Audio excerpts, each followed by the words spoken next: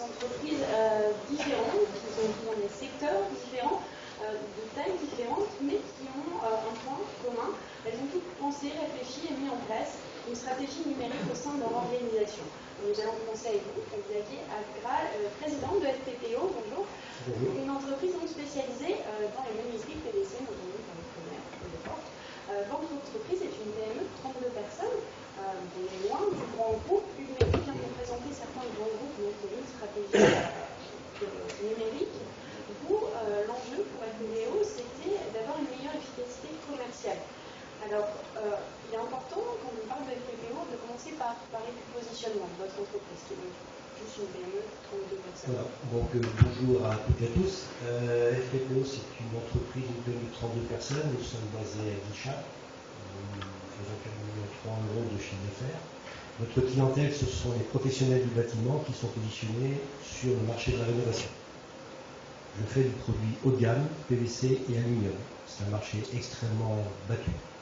Il y a 800 fabricants en France et le marché actuellement est à moins 25%. Donc c'est un petit peu difficile. Et nous avons nos amis polonais et roumains qui sont extrêmement présents actuellement. C'est vrai.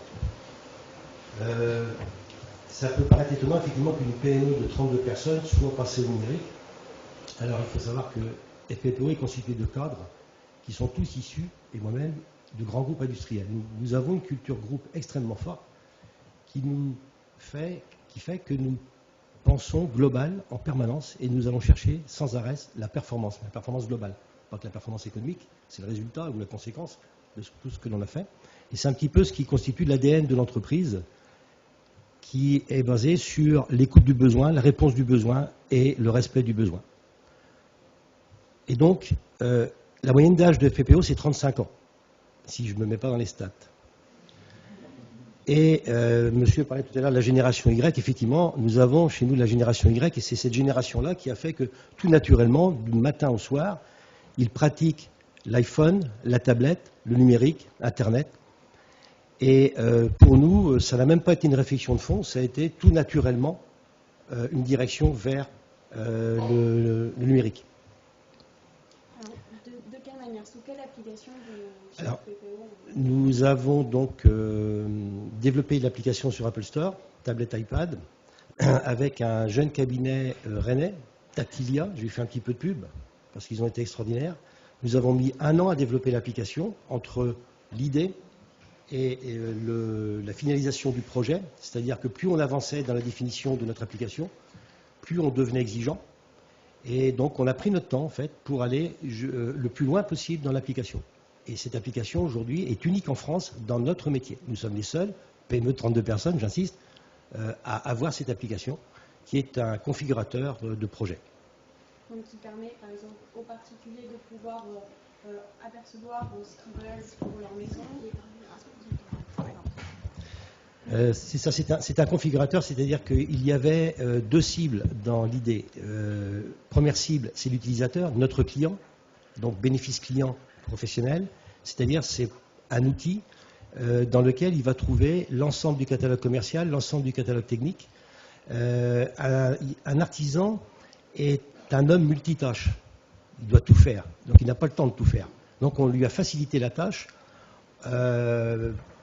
Au travers de cette application, on lui évite de se rappeler l'offre, parce que le constat que l'on faisait, c'est que le professionnel, il fait toutes sortes de travaux dans un pavillon, il ne peut donc pas se rappeler de tout.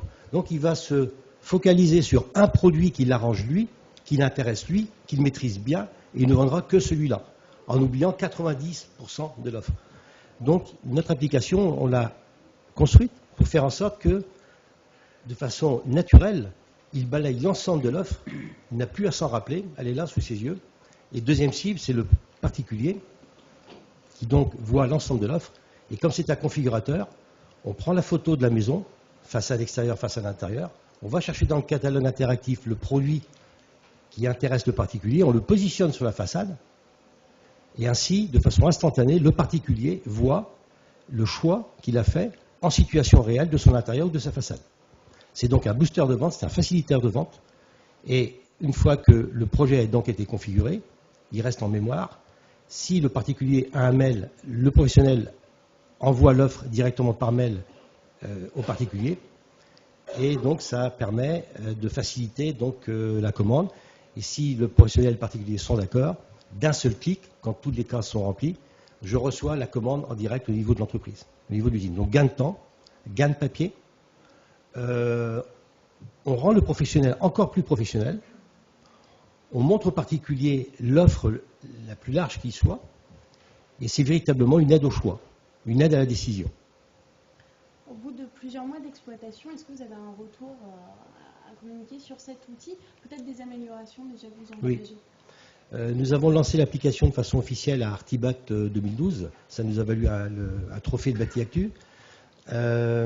Et nous avons aujourd'hui 15% des clients qui utilisent notre application.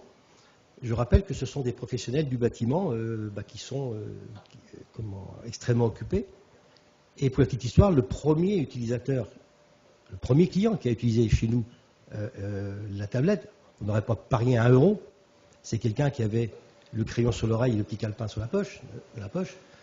Et dès qu'elle est sortie, il a utilisé. Aujourd'hui, c'est le principal utilisateur, donc 15% de clients qui l'utilisent. Le retour que l'on en a, c'est que ça augmente les ventes chez ces gens-là. Les ventes ont augmenté.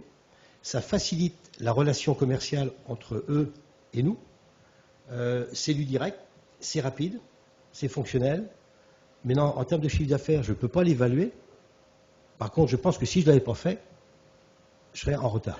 Je préfère être suivi, je préfère être devant. Plutôt que de suivre après. Ouais. Il y a des améliorations encore vers le numérique que vous voulez Amélioration, l'outil aujourd'hui donc, permet de balayer l'offre commerciale, technique, de configurer, de faire des bonnes commandes. On y a prévu également un book pour notre client qui peut y intégrer toutes ses références, ses chantiers, ses vidéos, etc., etc. Donc il manquait un élément, c'était le chiffrage en automatique, c'est-à-dire quand il a sélectionné le produit, c'est le prix qui doit se mettre en face. Cet élément-là, nous ne l'avons pas. Vous imaginez bien qu'on y travaille. Merci Xavier.